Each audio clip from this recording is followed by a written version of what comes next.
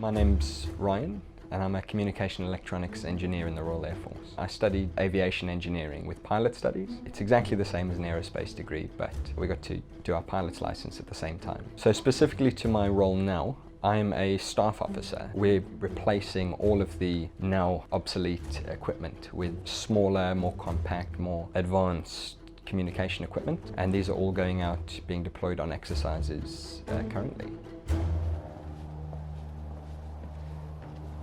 RAF Higher Wycombe is quite different to most stations because this is where all the decisions in the Air Force are made. There you're experiencing a lot of the big decision makers, so you can see how they work, what they do, what their kind of goals are and how they achieve them. Common misconceptions that I initially had about, well, the military as a whole were that everything's going to be very regimented, you're going to be told where you're going, what you're going to be doing, you've got to cut your hair short. But then as soon as I joined up, all of these myths started to dissipate very quickly. The lack of flexibility as well is one of those things that I was quite worried about initially. Like I'd miss Christmas, I'd miss birthdays. In reality, it's so easy. If I ever want to go somewhere for something, I just speak to my boss and then put my dates in my calendar. He hasn't not approved one yet.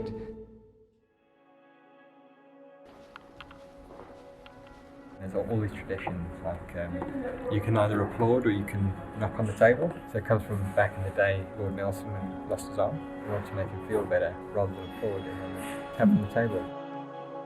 The Air Force is rich with tradition. One of my favourite things is all the events on throughout the year. You'll have a summer ball, you'll have your Christmas draw, which is like another big ball, but it's all centred around a big raffle that's done. And this year we've had a flight in a Spitfire given out. It's definitely that identity that it gives you. It's also, you feel like you're a part of history. It's amazing and I really love it. For me, work-life balance here is absolutely incredible. Compared to other jobs I've had in the past, it's almost like being back at university. Because there are so many young people in their 20s living together, there's a bar on site. Most of the time, I'll finish work, I'll go train, I'll go for dinner, and then I'll go sit in the bar with a lot of my friends. I have a dog as well, so there's a little community that we've started here, which are for all the dog owners. We go walk our dogs together, we let them play. There's so many different clubs and organisations and things to do. You can even start flying. You can join the rugby teams, golf teams, all things like that.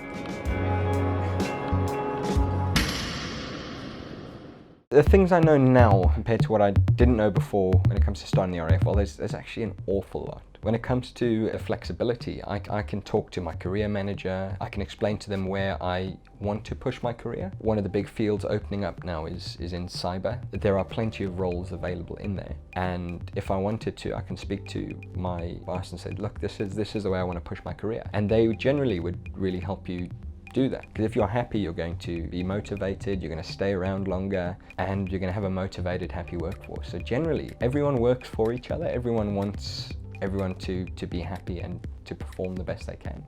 When I was interested, I was scouring online forums, I was going through all of this trying to find bits of information. I wish I just went straight to the careers office. The people in there know better than most people on the internet. People aren't really very well informed there. They might have had a little crack at it, or they might have had a bit of experience with a friend or something that went through. But I wish I went straight to the careers office. That was the best thing I did. They got me booked straight onto station visit. The big one I went to was Coningsby. I saw all the Typhoon. I got to speak to the engineers there. They told me about the job. It took me from being completely in the dark about what this job was going to be and whether or not I wanted it, to being so well informed and having a good picture of what I was getting into. So I wish I did that from the beginning.